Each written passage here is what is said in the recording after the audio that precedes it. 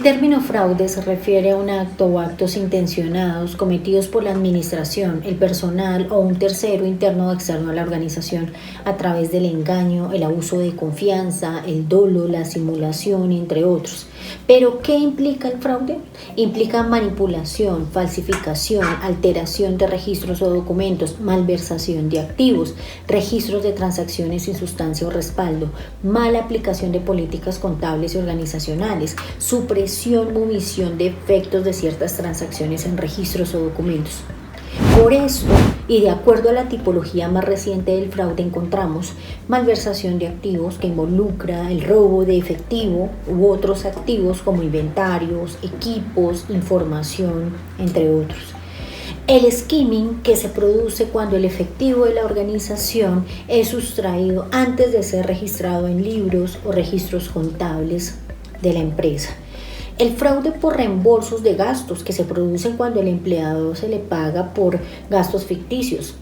Un empleado presenta informe de gastos y reclama reembolsos por viajes personales, alimentos inexistentes, combustibles, etc. El fraude de los estados financieros, que involucra inclusión de información falsa como parte de esos estados financieros y por lo general sobreestimando activos o ingresos y subestimando pasivos y gastos. Asimismo, el fraude de desembolsos, que se produce cuando la persona hace que la organización emita un pago por bienes o servicios ficticios, facturas infladas, facturas por compras personales, e igualmente el uso de empresas fachada o empresas de papel con fines de comercialización y negociación entre ellas. El fraude también por el rol de pagos, que ocurre cuando quien comete el fraude hace que la organización emita un pago, por ejemplo, con nóminas fantasmas.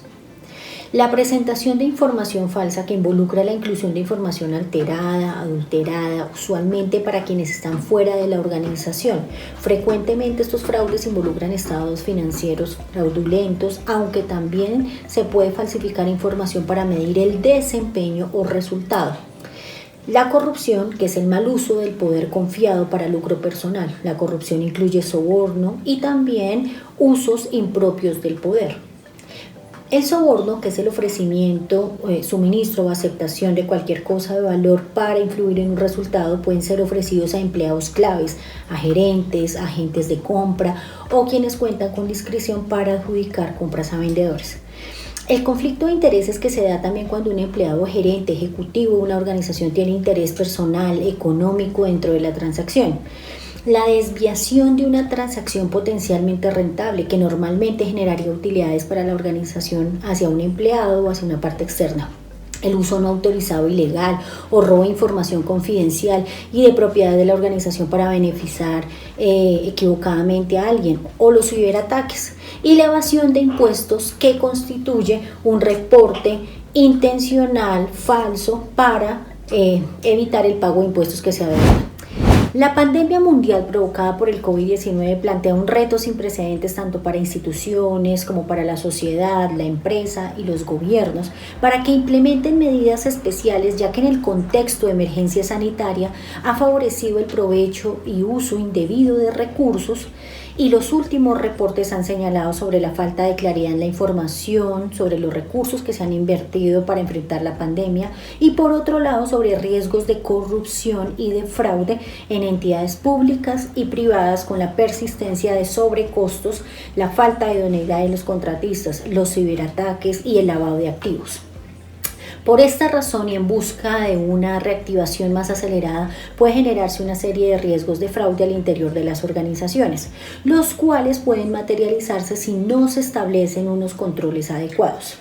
Según el Centro Global de Crisis de la firma de auditoría PricewaterhouseCoopers, estos riesgos pueden ser debilitamiento de los controles. Con el fin de cumplir con las metas y objetivos de negocio, es posible que algunas organizaciones tiendan a flexibilizar sus controles internos y políticas contables.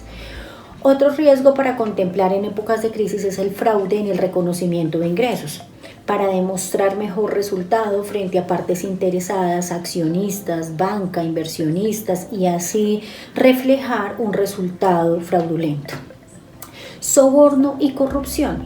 Para reactivar esos negocios y aliviar el estrés financiero, las organizaciones que se presenten a licitaciones públicas o concursos privados de contratación con el fin de ser favorecidos pueden incurrir en el ofrecimiento o entrega de dádivas y beneficios a los encargados de estos procesos.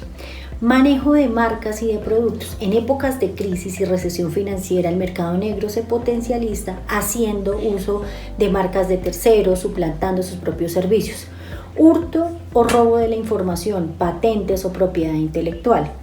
En este marco de reactivación económica pueden presentarse casos de competencia desleal que pueden llevar a algunas organizaciones a obtener de manera fraudulenta información relacionada con clientes, proveedores, estrategia de marca, productos, patentes, entre otros. Y terceros intermediarios y lavado de activos. Pueden ser las empresas muy rigurosas en sus políticas con empleados, pero pueden descuidar las prácticas de proveedores, contratistas o terceros cuando pueden aprovechar el debilitamiento de controles para concretar aportes o inyecciones de capital procedentes de recursos ilícitos.